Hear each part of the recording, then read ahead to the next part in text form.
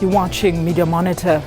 But first, a look at the top stories across all media platforms. It's crunch time as DA's new leadership is elected at the party's Federal Congress in Port Elizabeth. Russian President Vladimir Putin was delivering a speech in the Russian capital Moscow at a military parade to mark the 70th anniversary of the end of World War II. Most Western leaders stayed away because of Russia's role in the conflict in the Ukraine.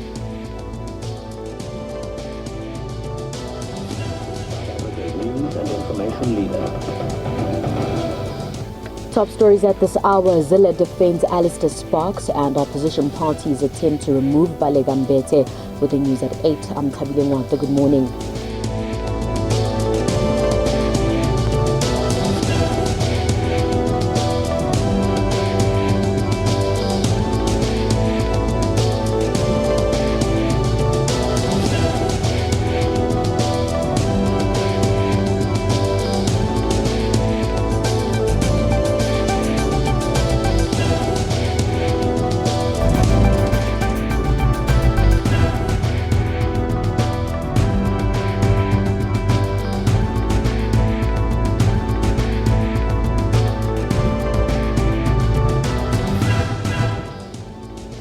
Yes, well, Media Monitor is a platform where we discuss the news that made everybody talk, with specific focus on the week's newsmakers and an in-depth view of today's newspaper headlines.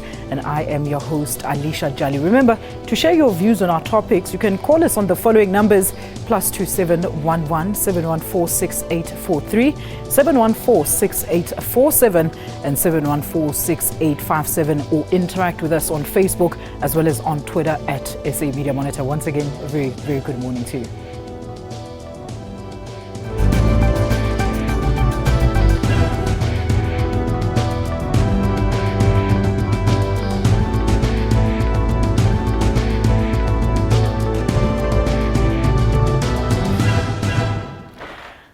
Well, welcome and good morning. Our guest this morning here in our Auckland Park studio is SABC senior reporter Njanji Chauke. And of course, in our Cape Town studio, we are joined by Ms. Cornelia van der Merwe, Africa editor of News 24. Let's start with you, Cornelia. Very good morning to you. Thank you for joining us on Media Monitor. Good morning, Alicia. Nice to be here again. Morning, Njanji, and welcome back from Nepal. Have you recovered from Nepal, from that, traumatic experience? Tell us a bit about how that journey was. Good morning and thanks for having me. It was quite an amazing assignment to undertake, going to Nepal to cover the aftermath of that 7.8 magnitude earthquake. I remember one of the days in the early hours of the morning, around 2:59 Nepal time, we had another earthquake, and it was quite terrifying having to wake up in the early hours of the morning thinking you're going to die, All right, Njanji, thank you so much for all the coverage that you did whilst in Nepal, and hopefully the worst is over, which is why you're back in the country. Yes, but I think another problem was with regards to the challenges with regards to delivering aid, the politics of natural disasters. I mean, we had the Chinese and the Indians that were already there, and then also being difficult to fly some of this aid to the affected spots. You need proper equipment and aircraft to be able to airlift some of the survivors. Task. It's not simple at all. All right, well, thank you so much, Njanji. You did survive and welcome back. Let's now have a look at today's newspaper headlines. The Sunday Times: government plans to give condoms to 10-year-olds. The week in August, Zille outlines the blueprint for DA's future.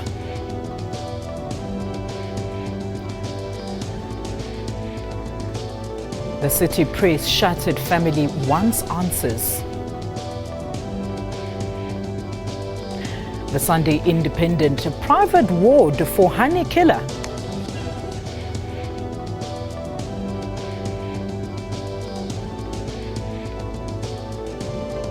The Sunday Tribune: farewell Virginia.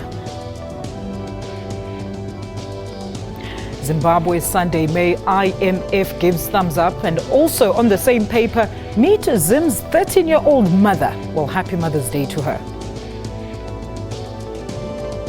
All right, well, let's get straight into it, panel. Let's have a look first at the Sunday Independent there. All right, let's start with the front pages. Let's start with the Sunday Independent. Our headline story there is a private ward for honey killer. Now, the Sunday Independent alleges that they have definitive proof that the convicted honey killer is actually not being housed at the correctional services facilities, but rather as staying at the Eugene Maray's private hospital under police guard for 14 months. But they claim this is not taxpayers' money, apparently. Now, panel, these allegations at this time, what do you read into this, especially after the much publicized parole denial for him at the early in the early part of this year? Njanji, let's start with you. Yeah, obviously, Clive, Darby Lewis being a sick man, I mean, is at his terminal stages of cancer. You know, the family very much concerned about his health, and according to the report here, they are the ones that are footing the bill, and it's not very cheap to keep someone in that type of a private hospital.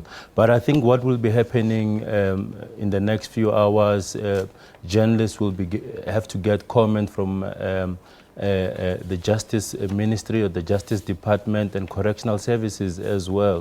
You know, just to get more information about this story. But obviously, the family obviously being very much concerned about his health, and they want him to be as comfortable as possible in a private facility. Cornelia, what do you think about this story? Yes, it's a sensitive issue because of the history surrounding Chris Hani's death. And medical parole in South Africa has been in the news a lot lately. For instance, we think of Jackie Salebi, who was granted medical parole and, you know, died a few years later. I think a lot of people will be upset about this story because it seems like there's preferential treatment given in the circumstances. But actually, the laws that govern correctional services make allowances for a situation like this in certain conditions. So it would just be a case of whether his medical condition actually fits these allowances, and whether everything has been approved and above board. And I'm sure during the next few days we will see a lot of stories that give us these details. But Njanji, what do you read about this story, especially when it comes to the fact that this might question our justice system, because he was denied medical parole, but why is he staying outside at a private institution? And it seems like he's staying there very well cushioned off. Yeah, I think the Justice Department as well as Correctional Services, they've got a lot to answer to in the next few days. I mean, there's a whole lot of prisoners that are very ill in prison, and their families would like them to be treated in private hospitals, but that obviously is not being allowed. So they have a lot to answer to in the next few days, indeed. All right, let's now have a look at the City Press, and their front page there reads, "Shattered family wants answers." Now, just last week, today rather, let's look at the City Press explores the story of a woman and of course allegedly killed by her businessman from Polokwane, and apparently the family is up in arms wanting to find out what happened. Now, just last week it was Jade Padayito. This week, another man accused of killing this wife, and this of course has so much remnants of the Shirin Diwani murder trial. What do you think about the story now, Njanji? Yeah, we're seeing another Shirin Diwani case. We're seeing more men being accused of killing their lovers or their partners. And I think this story is going to hog our headlines in the next few weeks to few months. People would like to see what will be happening as the matter is heard in court.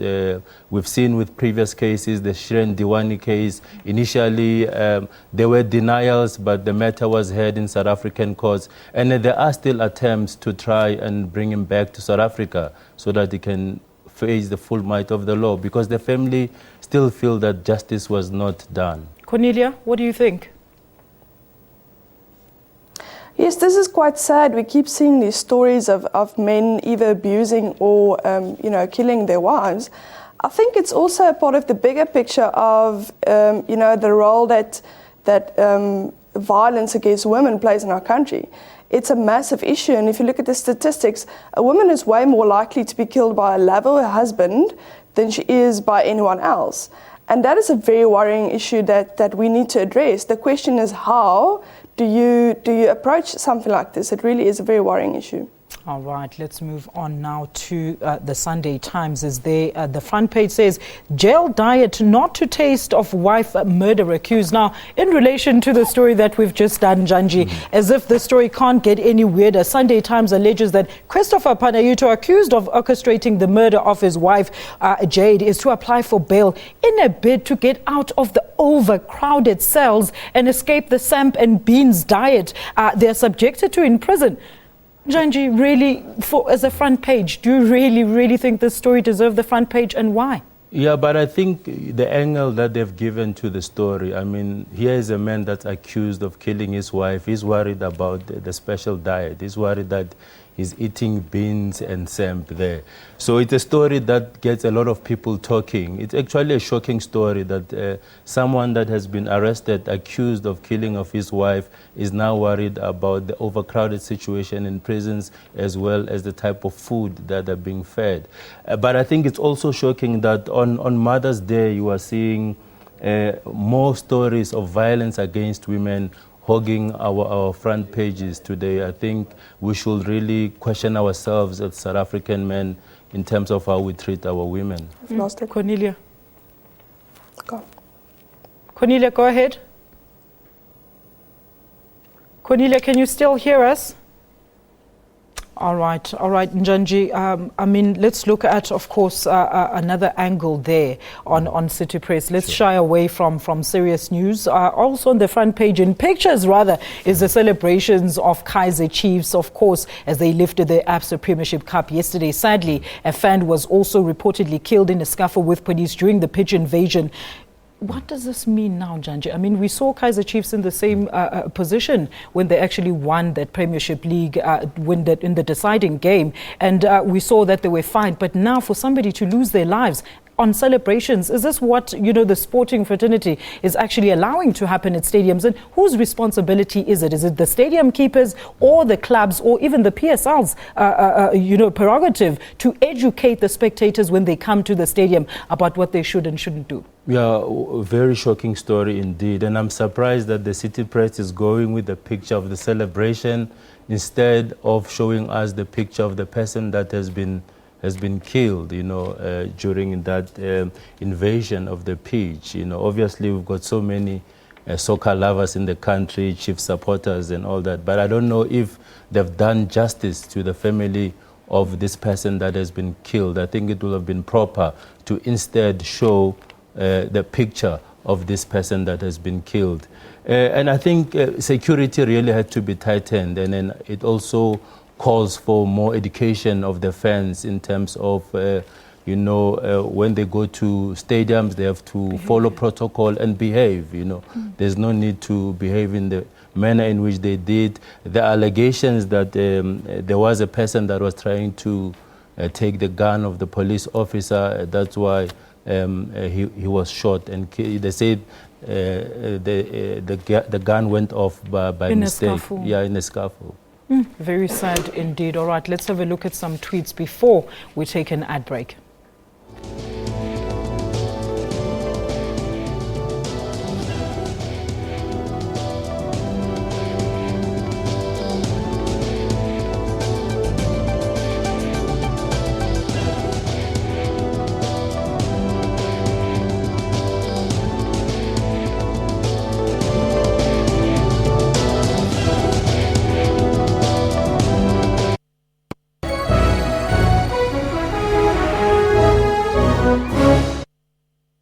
Hey, top players. So, what do you call someone who does their bit to ensure the future's gonna be cool? Voter. Get it? No, dudes. Not voter, kabouter. I'm talking voter. Like make an X. Ish, tough crowd.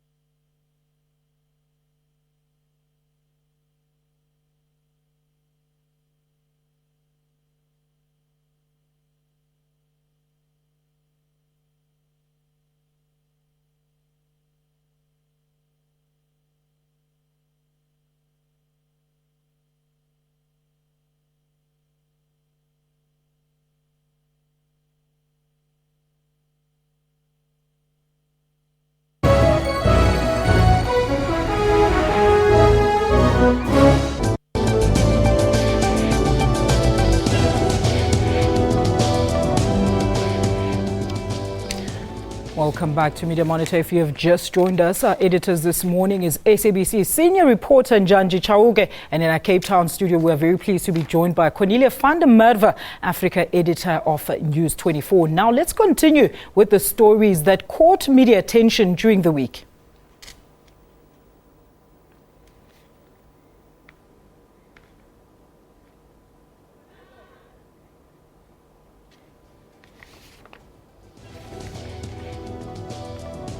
All right, we'll have a look at those stories now. Electricity utility Eskom is adamant that it will keep its electricity meters in Orlando West despite the protest by disgruntled residents who claim they cannot afford it. Eskom says it's owed 4 billion rand by Soweto alone, which is why the utility had to start moving everyone to prepaid. Abducted and killed teacher Jade Panayeto's husband has been arrested in connection with her murder, but only 2 of the 3 suspects accused are currently at St. Albans Prison in Port Elizabeth. Burundi's president has registered to run for a 3rd term, defying protesters who've taken to the streets over his bid to stay in office. Deadly protests have hit the nation since last month as President Pierre Nkurunziza seeks to extend his 10-year rule.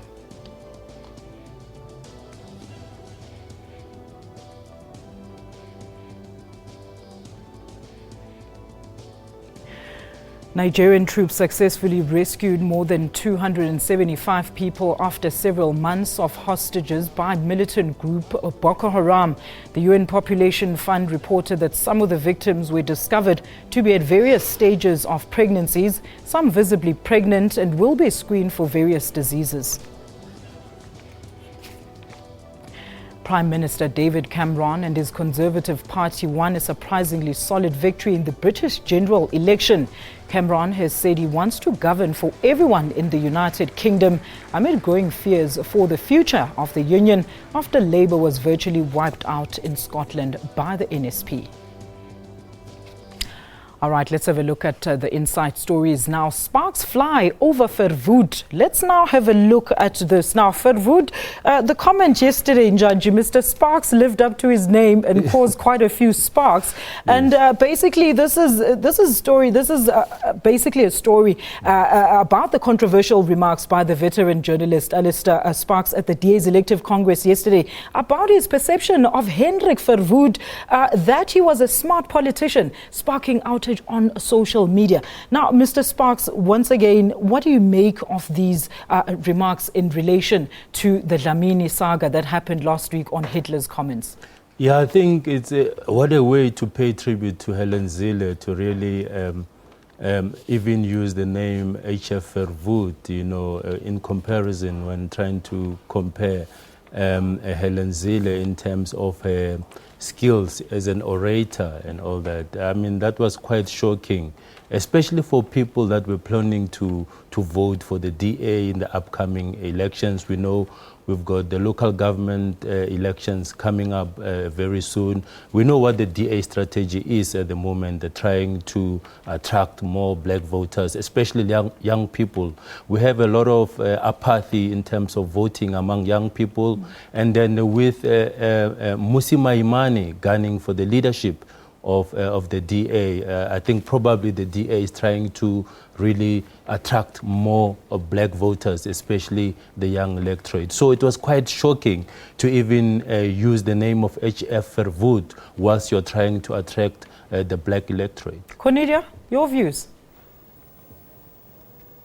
Yes, if I was Helen Zille, I wouldn't be very happy with Sparks. The interesting thing is that she has come out and defended him for his comments, saying that it was taken out of context. But the point is, for the DA that are trying to woo black voters, even mentioning Verwoerd in relation to anyone at the DA is a big mistake. I can't imagine that this will win them any votes. I actually think it's going to do quite the opposite. Njanji, a lot of people are saying that, you know, just changing the leader, the face of the leader, is not going to address the issues inherent within the party. Do you think that it's got any weight to that statement?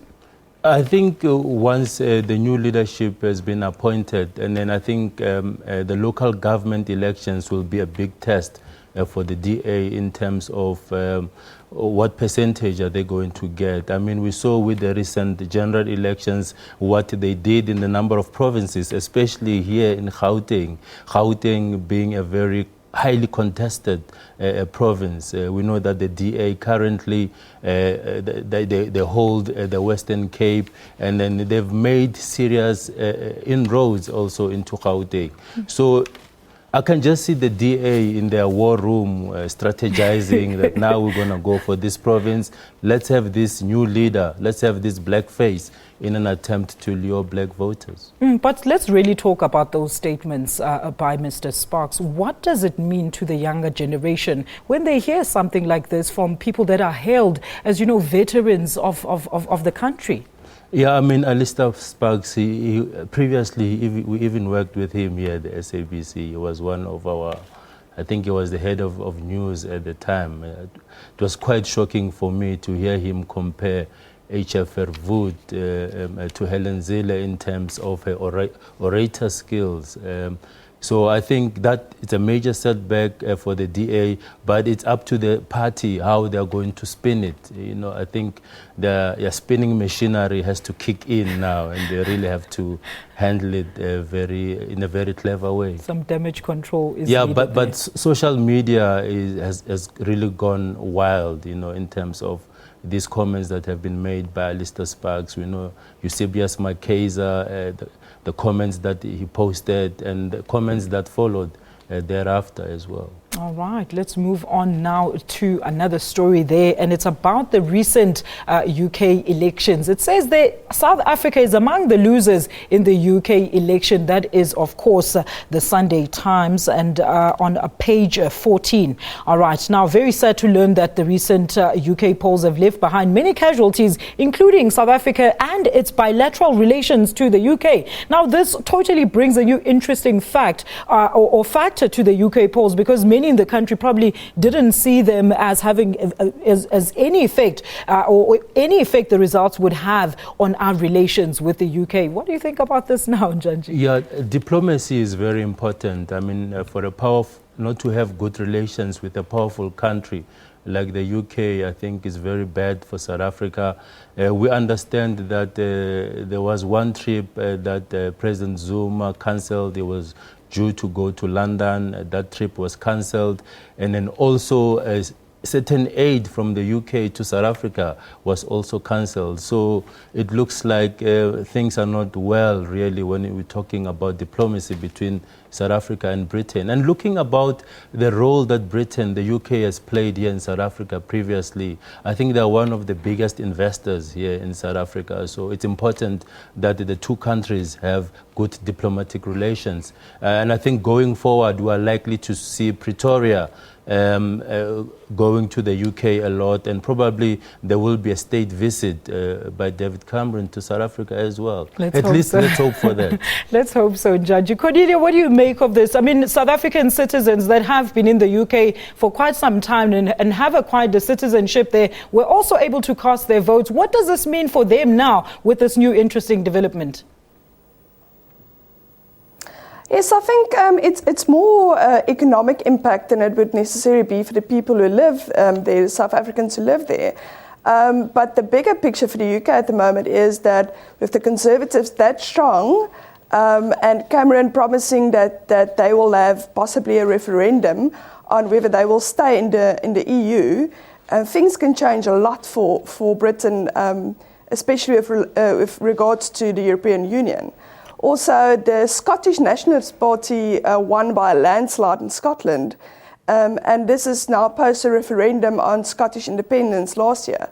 So that issue is likely to come up again, which means that things for Britain can look possibly a lot different after the end of this term than it does at the moment. All right. Well, people are saying it's because they snubbed our president, Njanji, but we'll move on anyway. Now, here's another interesting story. The Sunday Times on page 2. Mugabe to compensate white farmers for land grabs. Now, basically, in an about-turn, Zim President Robert Mugabe has now introduced land rentals for new black farmers to compensate white farmers whom his government was actually seized their land. Wow, could we be witnessing the beginning of change in Zimbabwe?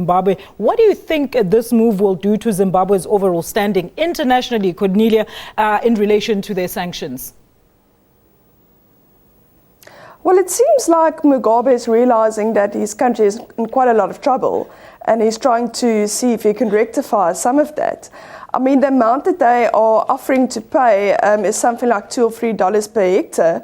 I was in Zim a couple of years ago, and I remember a can of Coke used to cost me $2. So it's not a massive amount, but it is a step from Mugabe saying that things might be changing there. And I know the country is in a lot of trouble. They don't have enough food to feed feed the entire population. So agriculture is a key issue for them. If they can fix the agricultural sector of the country, they might be able to get Zimbabwe on its feet again. Do you think we're seeing change in Zimbabwe?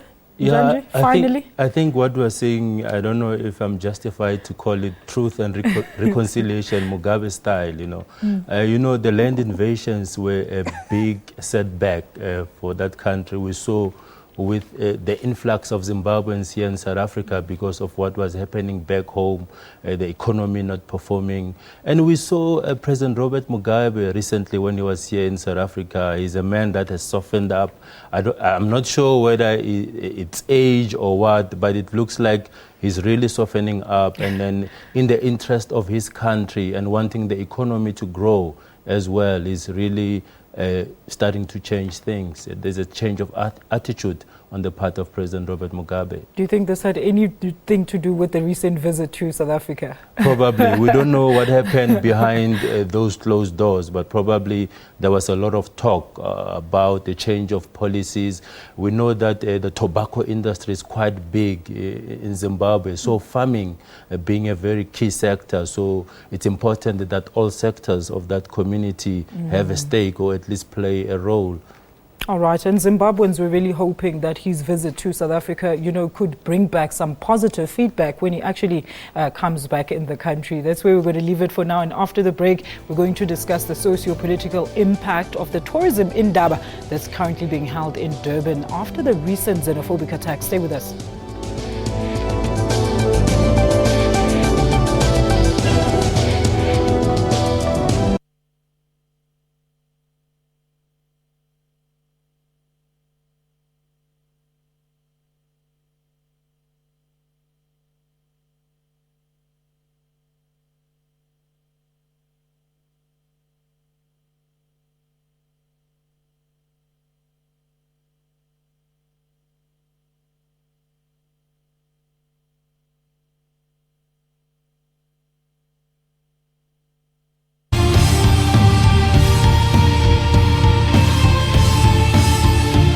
Welcome to Network, a technology news program that also discusses what's trending in social media in and around Africa. MTN has launched its new movie and television streaming service, Front Row. If it's trending, we will find it. That's Network with me, Spumelele Zondi, every Sunday at 7:30 p.m. only on the SABC News Channel.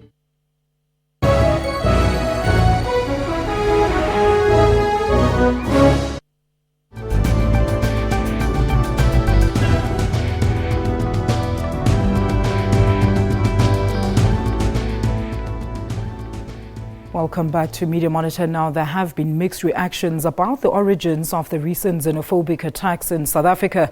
The questions being asked is, why are South Africans not xenophobic to all, but selectively xenophobic to other Africans? Meanwhile, more than 13 African tourism ministers are gathered in KZN for the tourism Indaba. Top of the agenda is how the sector could be developed in Africa. Speaking at the New Age Business Briefing, Professor Kole Omotoso said the effects of colonialism and the realities of African economies can be attributed to this perception. Let's have a quick look at this insert. Let me say that what happened in South Africa in 2008 and recently It's not the first time this is happening in Africa. I can give you examples in the West African region. Ghanaian fishermen expelled from Guinea, Nigerian traders expelled from Cameroon, Nigerian traders expelled from Ivory Coast, Nigerian traders expelled from Ghana, Nigerian traders expelled from Zaire, civil servants from Benin Republic. Remember that it was a French combined civil service. But once the CFR started breaking up, civil servants from Benin Republic were expelled from Ivory Coast, civil servants from Benin Republic expelled from Niger, Togolese farmers, laborers expelled from Ghana. I can give you so many examples. So what happened here is not peculiar. 1969, during the civil war in Nigeria, Ghanaians expelled Nigerians massively, and it was problematic.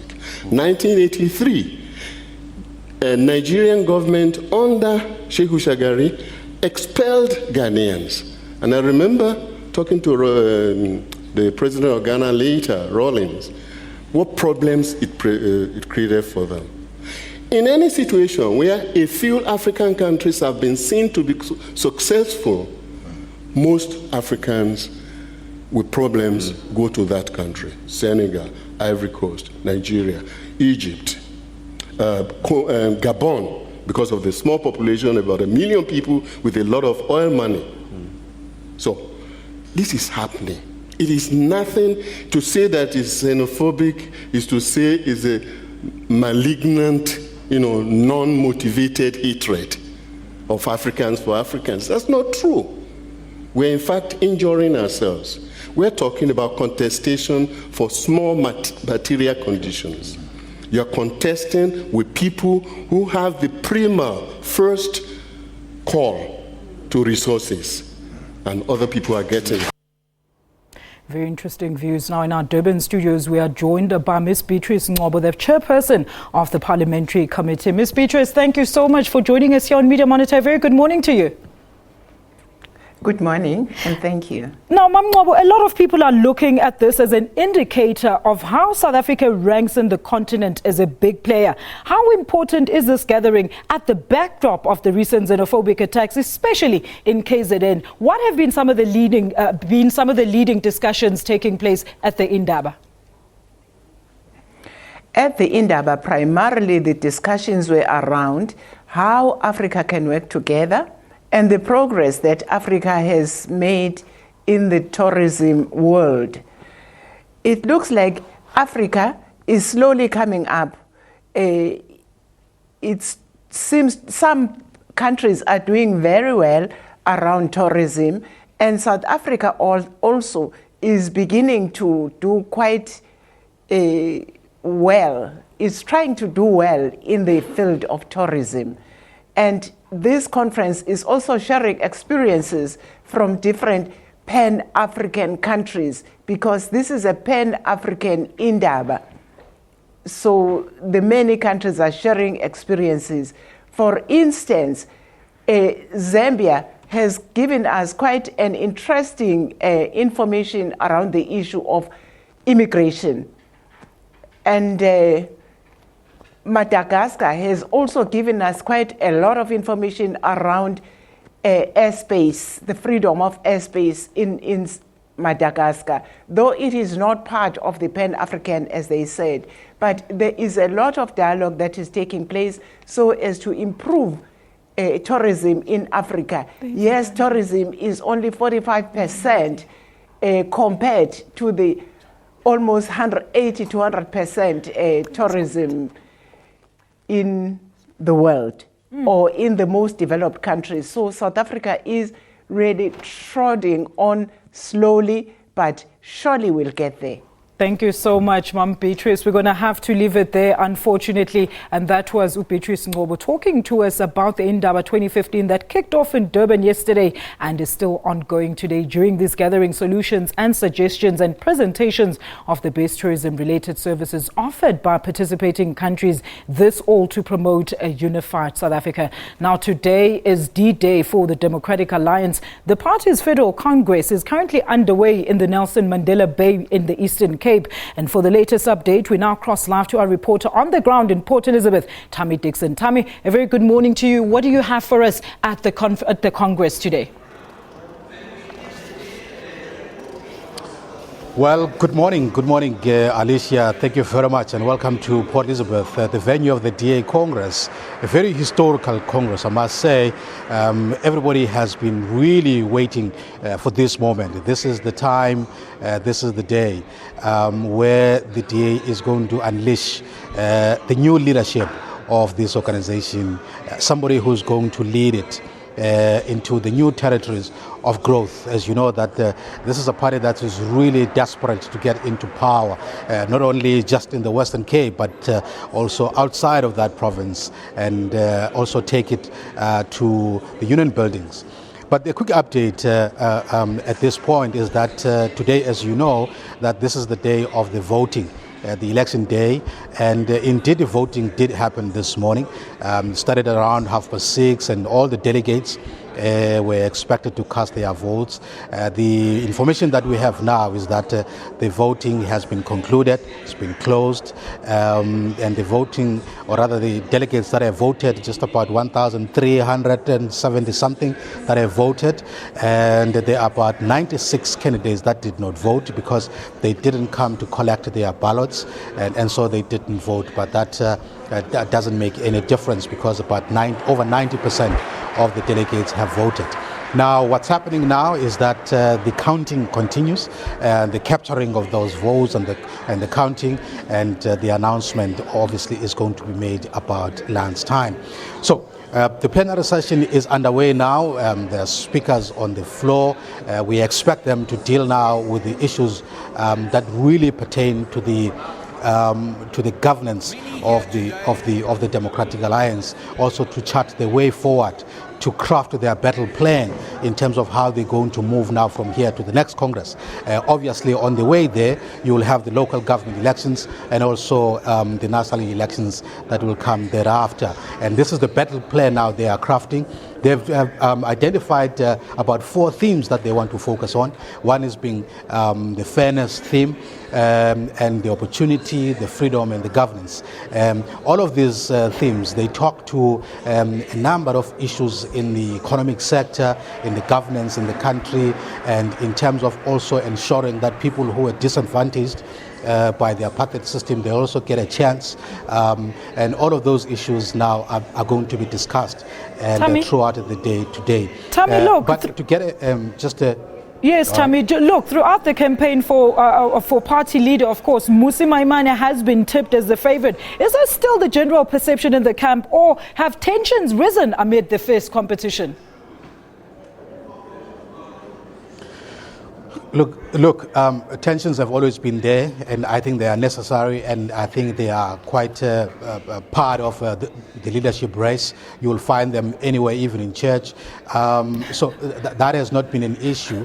The issue is that Mmusi Maimane is actually seen as being on the front line of this race for the party leader, and the support that he's got is quite amazing. I mean, we've seen quite a lot of that even here, the campaigning and so on, and it's been going on over the last 2 weeks since Helen Zille has actually announced that she's not going to stand as a party leader.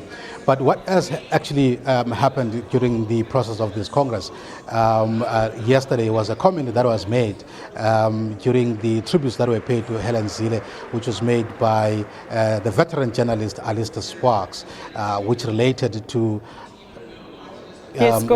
which related to, in fact, that Verwoerd was a smart politician, and there was a lot of uproar about that. But I want to give you just a clip of that, if in case you have missed it. I've now been working as a journalist in this country for 64 years. That is...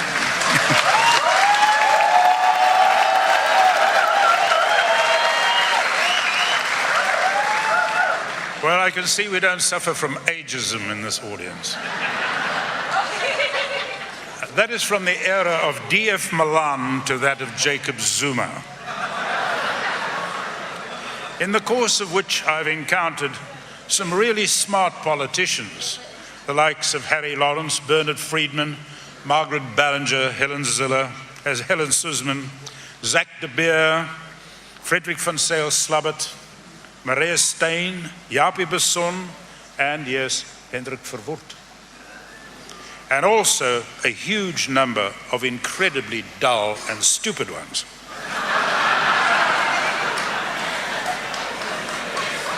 But over all those years, I have to say, objectively viewed and setting aside my personal friendship, I rate Helen Zille as the smartest political tactician of all.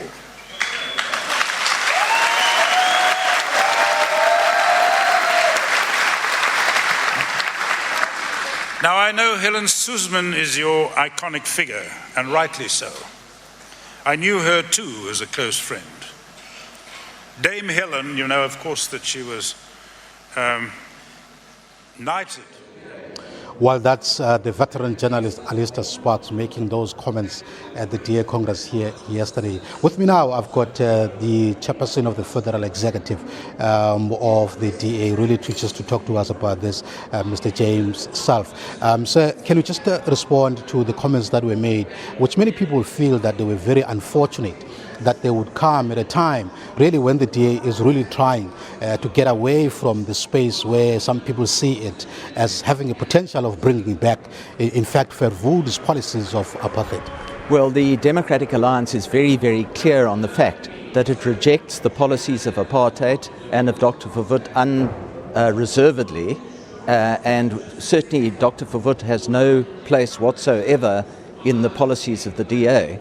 I think Mr. Sparks is not a member of the DA. He made those comments in his personal capacity, and they do not represent the views of the DA. Shouldn't you have countered that yesterday? Because nobody said anything. I mean, he was on stage, he said that, Helen Zille came, nobody said anything. And then it appeared that somehow these comments were basically endorsed. I don't think that they were ever endorsed by anyone. By silence? No, I don't think they were ever endorsed at all. Even by the fact that nobody actually rebutted that? Well, Mr. Sparks was here as a guest. He's not a member of the party, and it would have been impolite to have directly contradicted him. You realize, though, the damage that this has caused to the party? Well, that might very well be your assessment. I don't believe it's done any damage to the party. Is Alistair, have you spoken to him about this at all? I haven't had any conversations with him, no. And you're not worried about the repercussions that may come out of this? No, I'm not worried. He made those comments in his personal capacity. He's not a member of the Democratic Alliance, and I don't think any permanent damage would have been done. Was it fitting, though, to put Helen Zille in the same line as Verwoerd, to say that Helen Zille is as smart as Verwoerd? You are asking me to comment on a speech made by a guest at our Congress. All right. Tell me about what's likely to happen now going forward in terms of the program. The DA is, obviously, this is the last day of the Congress. What is critical now going forward, except for the results, of course, that are likely to be announced around lunchtime? All right. Well, as we speak, the former leader of the Democratic Alliance, Tony Leon, is addressing the Congress. That will be followed by some policy resolutions relating to opportunity, one of the themes of our Congress. After that, there will be an opportunity for debate on governance and to showcase some of the successes of our governments in other parts of South Africa. And then we will have a session where we award various people for their contributions to the party. And at the conclusion of that, we will announce the names of the new federal leadership.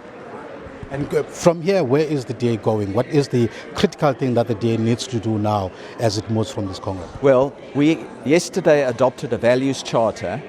We have asked people to become part of that values charter and to become part of our vision for how South Africa could be governed in terms of that values charter.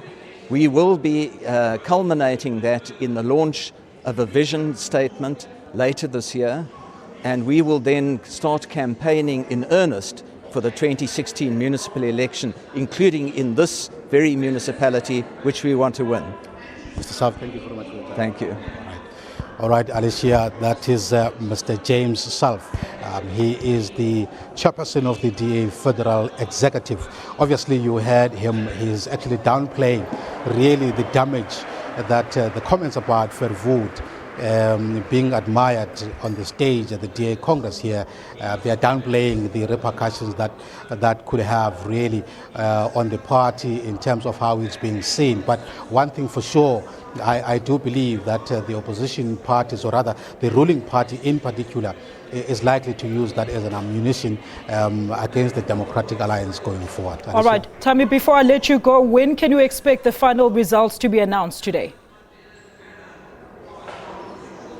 Well, the final results are going to be announced exactly at 1 o'clock. Like I said, the voting has been closed now. The counting continues. And then exactly at lunchtime, they're going to announce the leader of the DA. And thereafter, he's going to address the Congress, and he will talk to the media as well. Thank you so much to our reporter there at the DA's Congress. That's Tammy Dixon giving us the latest on the ground. He also spoke to Mr. James Salf of the DA, and they distanced themselves from the comments by Mr. Sparks. Let's have a look at some tweets now and see what you're tweeting about at home in terms of our topics today. Mayek Eliso M2K says, on her departure, we expected Zille to apologize for refugees. Instead, she talked about the kiss. Lerato Pasha says, holding thumbs for Musi Maimane. And last but not least, Tommy Maganedisa says, of course, at Musi Maimane will remain. The guy has a powerful mind and unique skills. Double vote for him. Those are some of the sentiments, of course, from our viewers at home in terms of what we've been talking about. And those were specifically in relation to the DA's elective Congress, which is currently underway in Port Elizabeth. Look, we also like having fun on Media Monitor. So before we go, here's a race of a different kind. Have you ever thought of racing wearing your elegant high heels, or to you a mission to even walk in them? Now, stilettos, wigs and a sense of humor were the elements of the high heels race at Key West, a Great Conch Republic drag race. Contestants raced down a portion of Duval Street through the course that included a tie obstacle path and even push shopping carts as part of the competition. The challenge was part of Key West's annual Conch Republic Independence celebrations of Florida Keys in 1982, the succession from the United States. Let's have a look.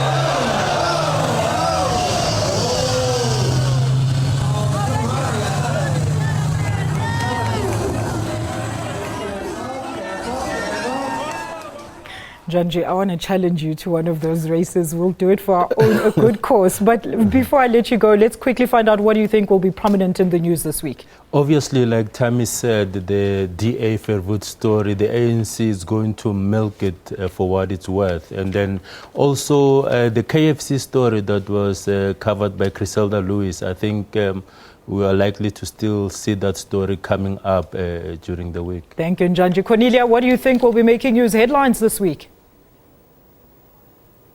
Well, I think we'll see the DA in news a lot, if their new leader to be appointed today.